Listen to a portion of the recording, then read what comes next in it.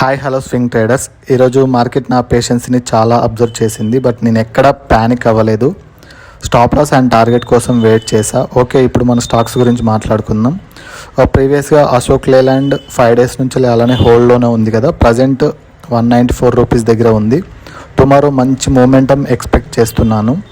And ఇంకా two new stocks అయితే by చేశాను, ఫిన్పైప్ అండ్ జిందాల్. ఫిన్పైప్ ఎట్ 176 రూపీస్ దగ్గర బై చేశాను.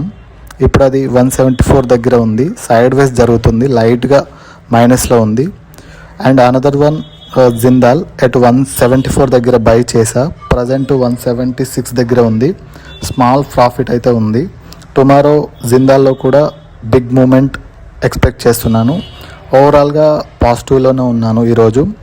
నెక్స్ట్ అప్డేట్ రేపు మార్నింగ్ మార్కెట్ ఓపెన్ అయ్యాక ఇస్తాను. Until then, bye bye, thank you.